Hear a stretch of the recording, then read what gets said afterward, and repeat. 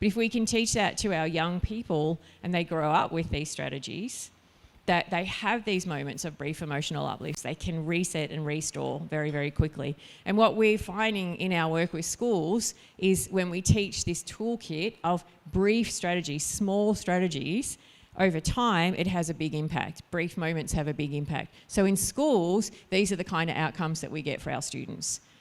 When they are able to function well, they can learn more effectively. It impacts their grades.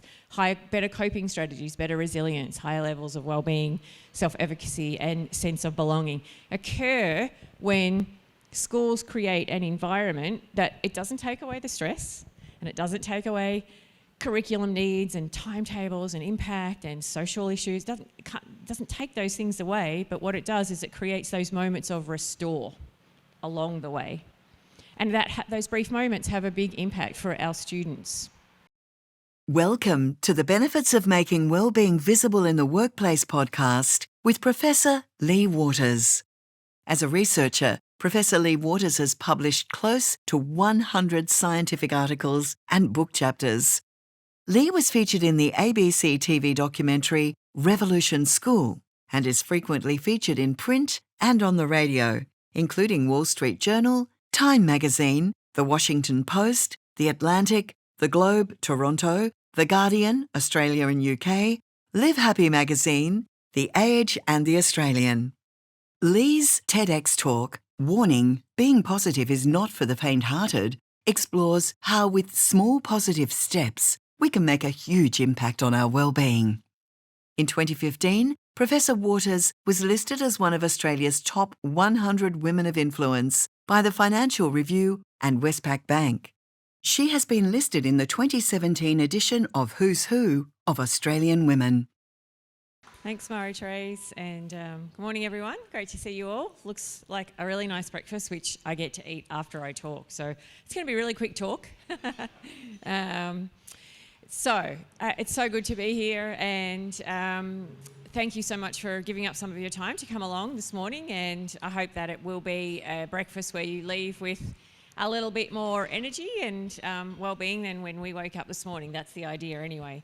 The first thing I'm going to get you to do is to actually stop eating and maybe wipe your hands if they're a little bit dirty, because I'm going to get you to stand up and find a partner. We're going to do a clapping game. First thing I'm going to ask you to do with your partner is to do a right high five and then a left high five. Well done. All right. Then we're going to do a right high five, left high five, right low five, left low five. Okay.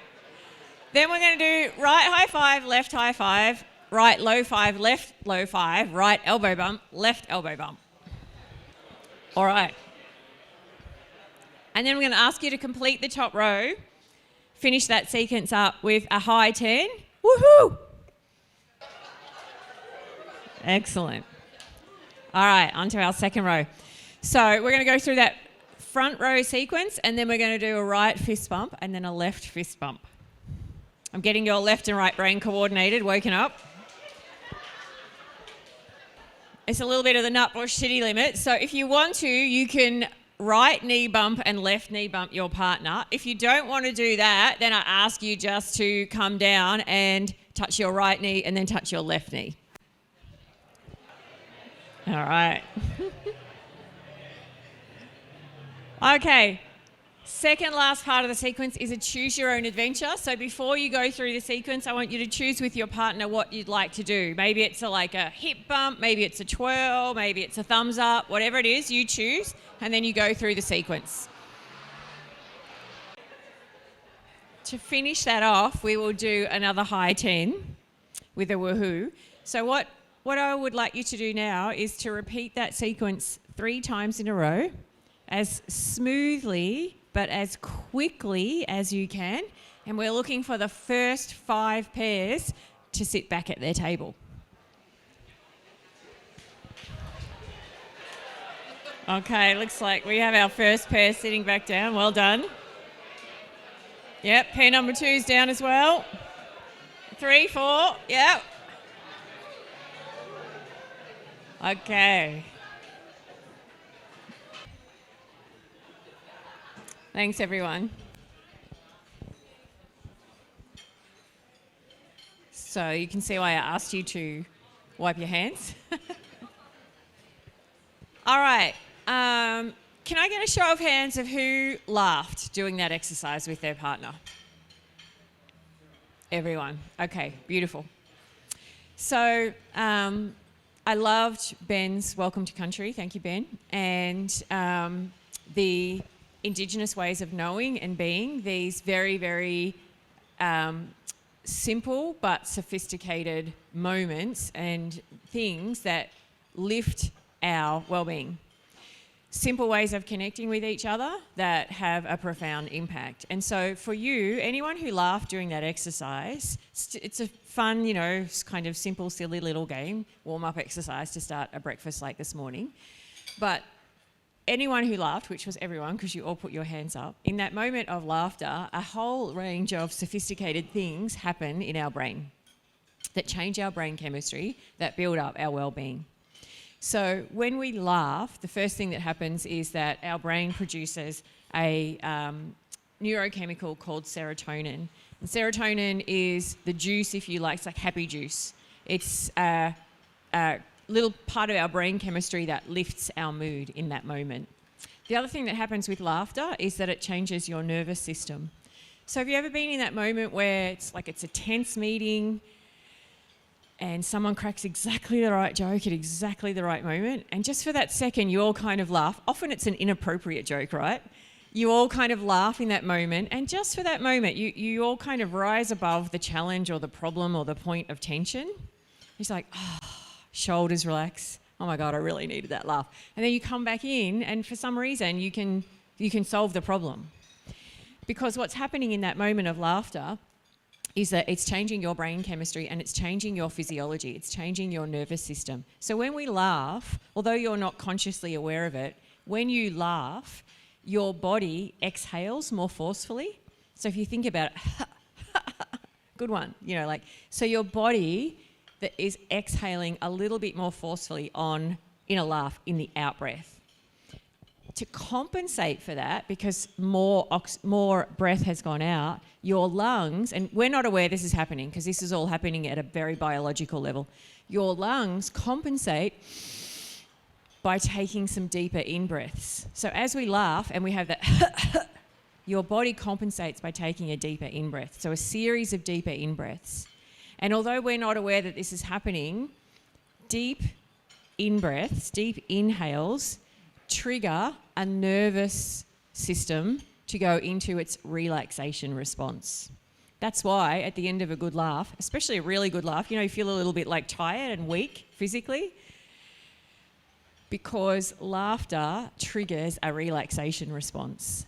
So when we have this little moment of laughter with each other or connection, we trigger our brain to have serotonin, and that's a mood-inducing neurohormone, and we trigger our body into a relaxation response.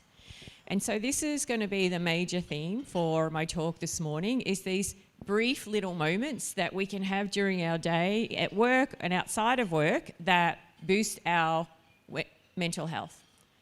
In psychology, we have a shorthand for them. They're called BEUs. And BEUs stand for brief emotional uplifts.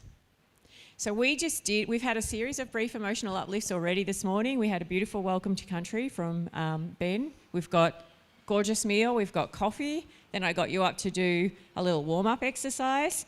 Who knows how many other brief emotional uplifts you've had between waking up this morning and getting here. The sun is shining on our back. By the way, you've also had the opposite. You've also had, probably, I'm guessing, a lot of little moments that were the opposite of a brief emotional uplift, because that's life. So we have these little brief, I'm running late, alarm didn't work, oh shit, oh sorry, oh, expletive, I forgot my kids' lunch order for today, whatever it happens to be. That's what life is. It's sort of, a mix of the positive and the negative. And what I want to talk to you about this morning is what are the brief emotional uplifts that are already available to you. And we've got people from all different walks of life and all different workplaces today. We've got teachers, we've got people from the fitness industry, we've got people from real estate. So we've got a range of different workplaces. But whatever the workplace is, there are moments during the day that are there to give us that brief emotional uplift. Could be a joke with a colleague. It could be, a nice email. It could be that you got a really good cup of coffee in the morning. It could be that you got the car park that you wanted. Like, there's a whole range of different things that are available to us every day that can lift our emotions and relax our physiology. And the more that we pay attention to those things, the more we are able to sort of build up our mental health bank account. If you think about mental health as a resource and you think about it as a bank account, if you think about money, right?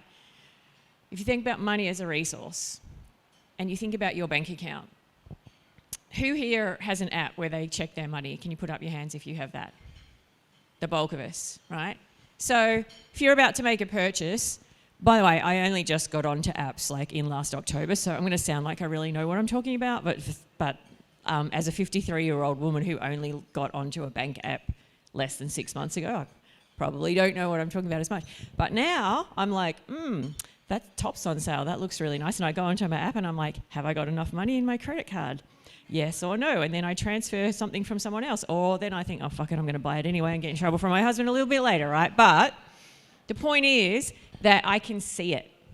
But if we think about our well-being as a bank account, as a resource, sometimes we have enough in the bank to be able to make that purchase. And sometimes we don't. And the only way for us to know that is to look at, like, kind of an app. Where's my well-being at the moment? Like, do I have enough money for this purchase? Is my well-being a little bit low? Do I need to transfer from a different account? Or do I have a stack today? So, like, I can transfer some money into I have a 21-year-old son who's now very good at going, Mum, can you transfer? I'm like, no, I can do that next week. You can actually, like, work more hours at your job this week. So sometimes we're high on well-being and we can transfer to someone else. But the only way for us to know that is to be able to make our well-being visible and to think about our well-being as a kind of ATM. So what are the withdrawals from the ATM that get taken out and what are the deposits that get put in? And often those withdrawals are, the ones that stay in our mind anyway, are the big life events that happen to us. So because of that, we think, I have to put a big deposit back into the mental health bank account. I have to wait for the next holiday, or I have to wait until something big happens to, like, boost my account. And today what I'm going to talk to you about is the idea of just these little moments that build up your mental health bank account, these little deposits back into the ATM, the brief emotional uplifts. So Ben was talking about the beautiful, was it a poem or just poem that his daughter wrote about being out on land, connecting to country, listening, learning from her dad. These small little moments that seem small but actually have a very big impact. You know, they kind of get under our skin, so to speak, and they build up our ATM. They build up our mental health bank account. These small little moments that have a big impact. And that's what I want to talk to you about today, because we're all from different industries. And also, I want you to walk away going, that's doable. And actually, there's lots of BUs that are already happening in my life at the moment. So if we focus on those and create more of those small little moments of connection, whether that be connecting to land, connecting to someone else, connecting to a hobby or an interest that you enjoy. Because these brief moments have a really big impact for us. We're going to get into another BU in a moment, but I just want to share with you just one example of the science of BEUs and what happens in that moment where we have that brief emotional uplift, whatever it is for us.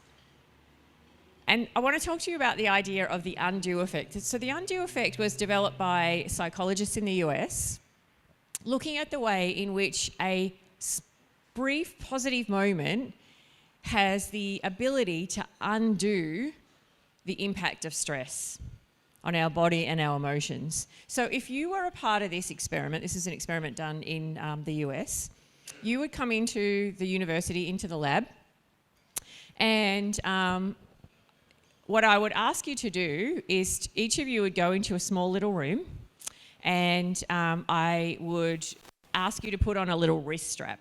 And the wrist strap is measuring stress levels. So it's measuring your heartbeat, it's measuring skin conductivity, it's measuring a little bit of sweat level on our skin. So it's a measure of the degree to which you are kind of stressed. And then each of you are in these small little rooms, and it's a little bit Big Brother-ish because there's a computer in front of you. And then I come onto the computer and I say, thanks very much for being part of this experiment. I'm going to give you 2 minutes to write a speech about why you think you are a good friend. And in 2 minutes' time, one of you will be selected to give that speech to the computer, and everyone else will be listening to the speech. So for most of you in this room and most of the people who did this experiment, stress levels went up because you got time pressure. It's only 2 minutes. It's public speaking. You don't know if you're going to be chosen or not. And you have to talk about why you think you're a good friend, which is sort of a little bit uncomfortable. So the experimenters measured the degree to which stress went up in each of you. And then what happened is I come back on the screen and I say, just to let you know, you weren't selected to give the speech. And on the back of that, each of you get shown a video. A quarter of you, and it's randomly allocated, a quarter of you get shown a little video, a little YouTube clip that runs for 100 seconds, so a minute and a half. Some of you will see this very beautiful video of a cute little puppy. Some of you will see a 100-second clip of waves, just nature, very soothing. Some of you will see a 100-second clip of sticks, just randomly falling. And some of you will see a 100-second clip of a young boy who's upset. And what happens is that during that time, we are measuring your body's stress response. So in the first 2 minutes, as you're randomly quickly writing this speech that you might have to give to everyone here through a computer about why you are a good friend, stress levels go up.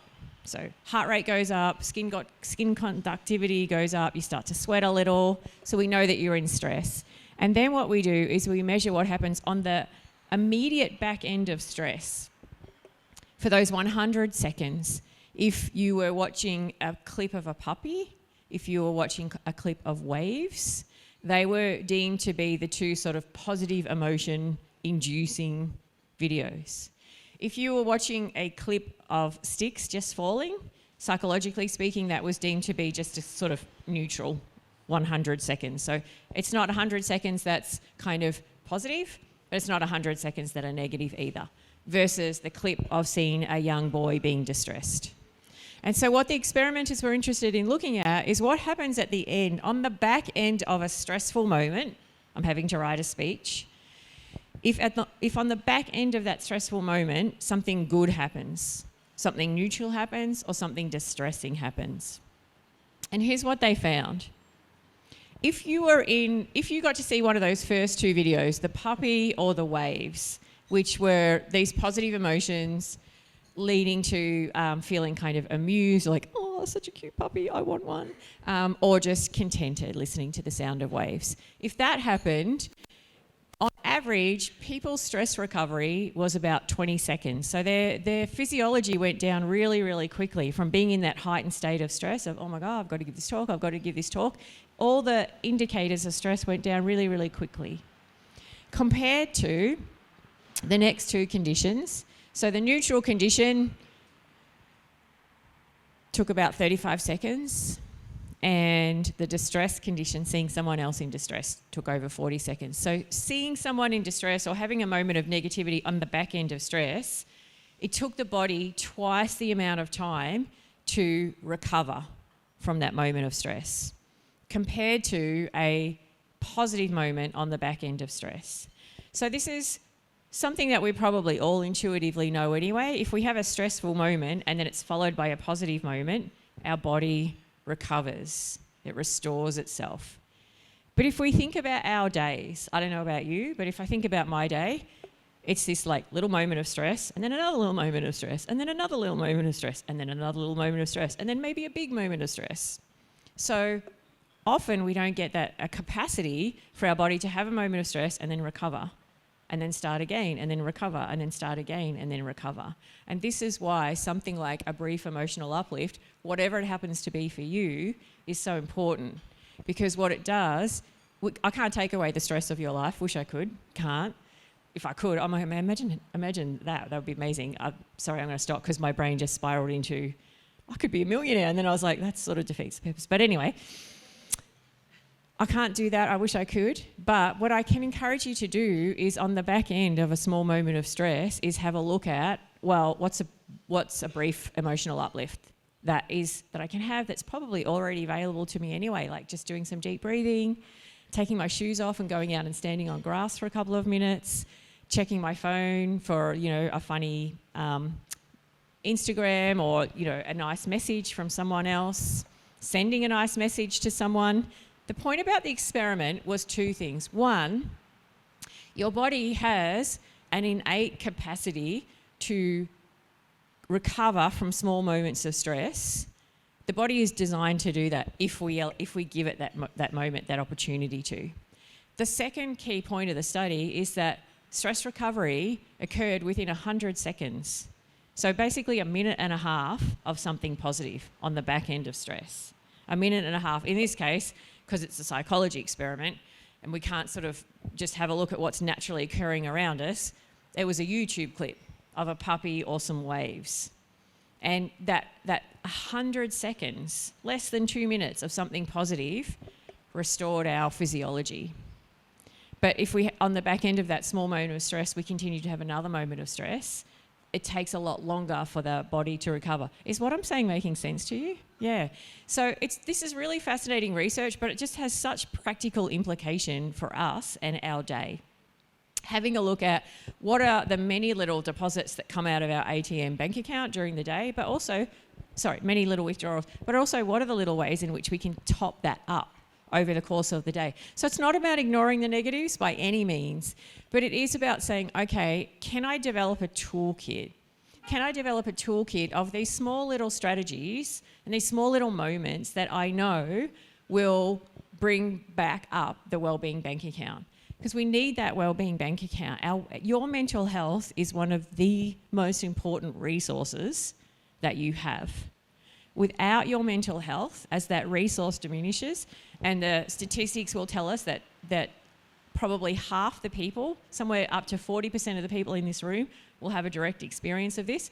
Myself, I've been very public about growing up with a lot of trauma. I grew up in a domestic violence, family of high domestic violence. Lost my sister to suicide, have lost my brother to addiction. So I've been very, very public about my own mental health struggles and the trauma journey and trauma recovery journey that I've been on. So about 40% of the people in this room will know what I'm talking about when I say your mental health is one of your most important resources.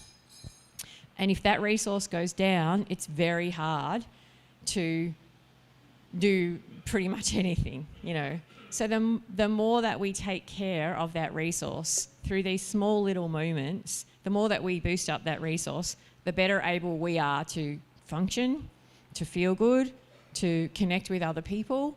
But I think ultimately, the end of the day is have that moment where our resource is so high. I get onto my app and I'm like, oh, wow, cool, it's green. I can lend some of that to someone else when their resource is low.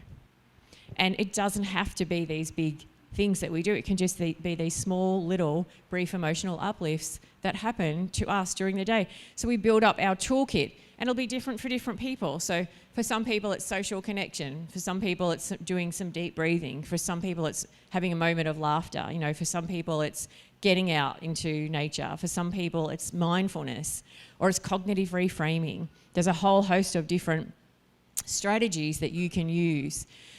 Most of my work these days, so my original kind of 15 years of my career was in the corporate world. Most of my work these days is actually with schools, because I think that if we can teach this toolkit of strategies to young people, then they grow up with these strategies. And we won't have a situation like we do now where we've got a room of adults, and I can pretty confidently say about 40% of you will have experienced mental health challenges. Because we, in our generation, there's there's range of generations in here, but we weren't taught these strategies at school. We weren't taught about, okay, just have this moment of doing some breathing. We weren't taught about having a brain break. We weren't taught about how to understand that our thinking is influencing our feelings. But if we can teach that to our young people and they grow up with these strategies, that they have these moments of brief emotional uplifts, they can reset and restore very, very quickly. And what we're finding in our work with schools is when we teach this toolkit of brief strategies, small strategies, over time, it has a big impact. Brief moments have a big impact. So in schools, these are the kind of outcomes that we get for our students. When they are able to function well, they can learn more effectively. It impacts their grades. Better coping strategies, better resilience, higher levels of well-being, self-efficacy and sense of belonging occur when schools create an environment that it doesn't take away the stress and it doesn't take away curriculum needs and timetables and impact and social issues. It doesn't take those things away, but what it does is it creates those moments of restore along the way. And those brief moments have a big impact for our students. So I want to talk to you about a second effect, and then we're going to have a look at a video, and then we're going to do an activity ourselves. So what we're finding in our work, and this is specifically with schools, but it relates to all of the different workplaces that are here. When we learn these brief strategies ourselves to undo our own stress, there's a spillover effect. Because when I feel good, I'm able to function well and help other people. And especially what we learn in the work that we're doing with schools is that when we train the teachers and the staff in this toolkit of strategies that they're using in the classroom with their students, it ends up having an impact on their own well-being as well.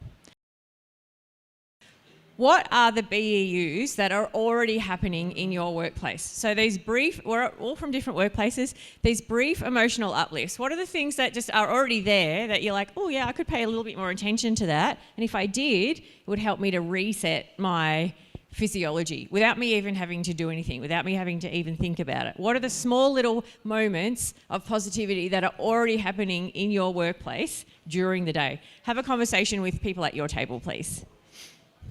So we can capitalise on these brief emotional uplifts in two ways. One is to kind of work with what we've already got. What are the small little moments of positivity that already happen in our workplace? We can kind of focus in on a little bit more, pay a little bit more attention to them, because often those moments happen and they sort of just go by us. So focusing in on what's already there, but we can also add things in. And different workplaces will do it in different ways. And a lot of stuff that maybe you're already adding in, like birthday shout-outs, morning teas, those kinds of things. Starting your next staff meeting with something like a clapping kind of exercise, especially if we're having our meetings at the end of the day when our brain's already a little bit drained, sort of kind of restoring that brain chemistry. So there are lots of different things that we can add in depending on your workplace and what's appropriate.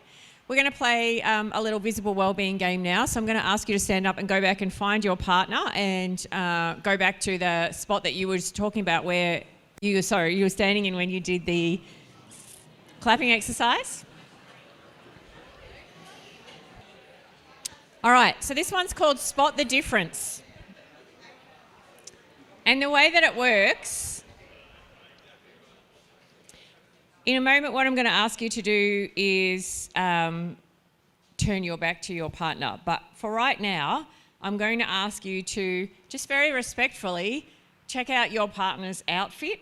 Look at as much detail as you can. All right, and then I'm going to ask you to turn your back to your partner and just take one step forward so that there's a little bit of distance.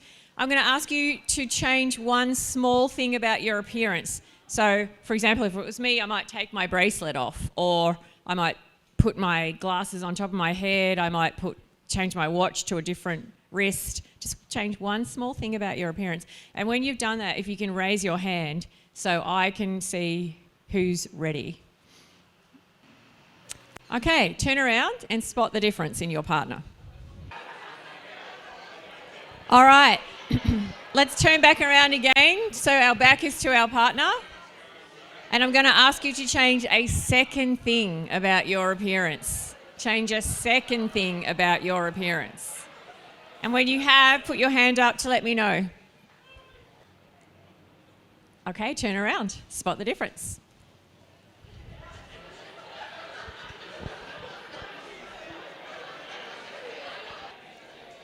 Okay. Thanks, everyone. So again, can you put up your hand if that made you laugh? Okay, great. So again, it's such a small thing, right? It's such a simple thing, like, and it makes us laugh. Oh my God, you changed your earring. That's hilarious, right? So I'm just using these little like games and exercises to demonstrate my point that actually they're small little things, and mental health seems like this big, well, it is this very big complex thing for us to be working with. But I really just want you to leave today saying, yeah, look, it's a big, complex, very, very serious issue, but there are small little things that I can do. And these small little things, like my grandma used to have this expression, take care of the pennies and the pounds will take care of themselves. Do you remember that? Yeah. So that's what today's theme is about. There's just these small little moments, and they're so trivial. Like literally you're all laughing because someone, I changed my watch from one wrist to another. These small little moments, if we let ourselves, that get us to connect with someone, get us to restore our physiology. So speaking of spotting, you'll see on the table there's a bunch of cards. And what I'd like you to do is just have a look at the cards, walk around the table and find a card, because instead of spotting the difference in what we're wearing, we're going to do one final exercise, and that's called strength spotting. The cards on the table are strengths. What I'd like you to do is think about the strengths in your colleagues, your clients, your customers, your students.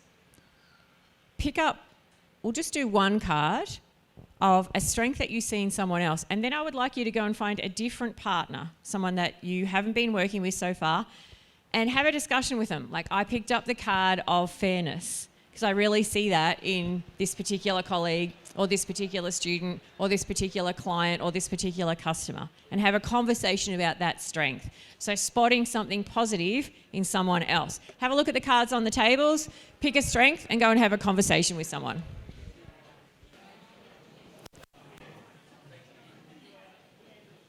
Spotting strengths in others is another strategy that we can use that gives us that brief emotional uplift.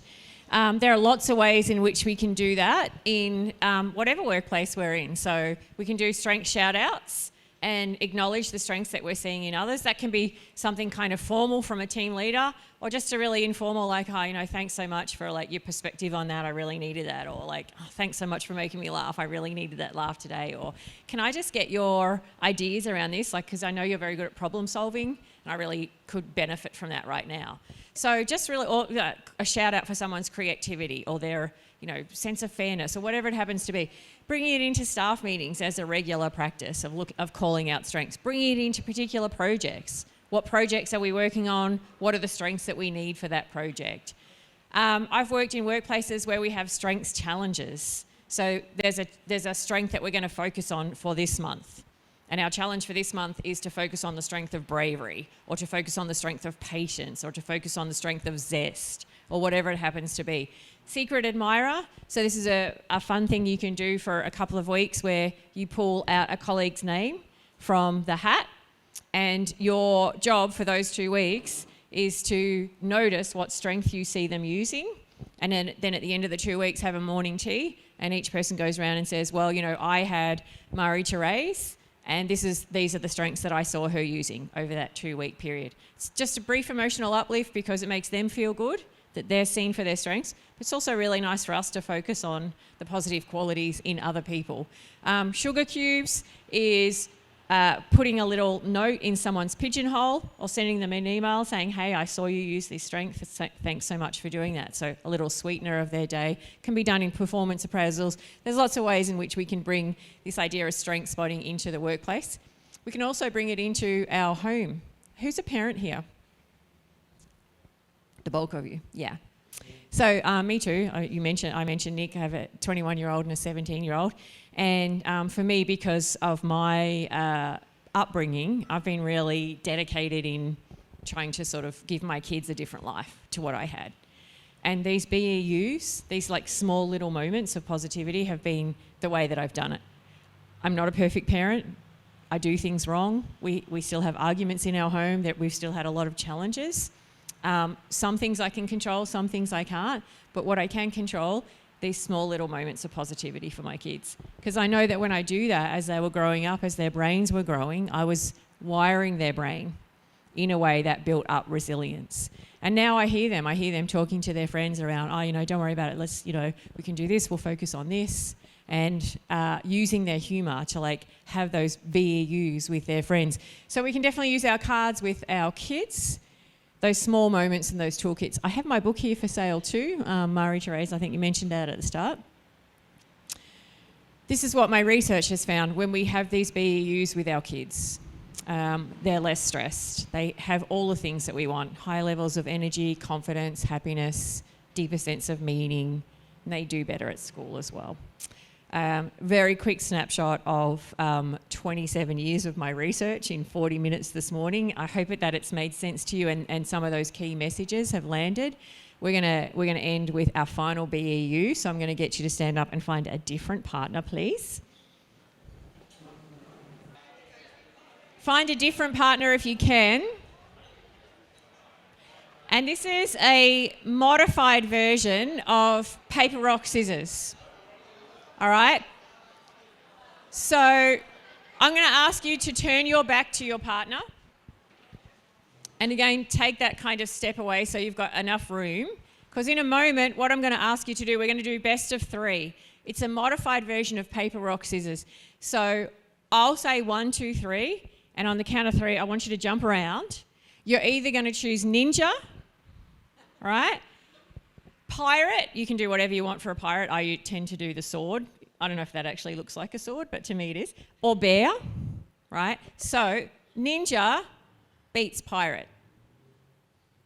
Pirate beats bear. Bear beats ninja. You actually are going to have to think about this, and that's good. I want you to think. All right, so on the count of 3, 1, 2, 3.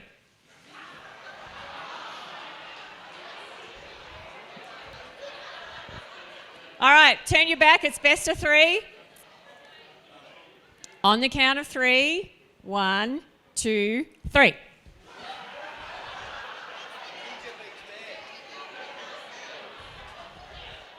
No, bear beats ninja. Yeah, you won. Yeah, Brett, you did it. All right. Mildura, you're so competitive. Like, it's crazy how competitive you are. Seriously. All right. Bear beats ninja. All right. Best of 3, final round. Turn your back to each other. On the count of 3, 1, 2, 3.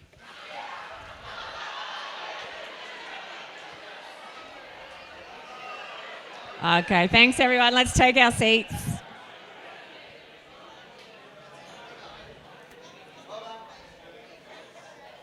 All right, thanks everyone. So I hope that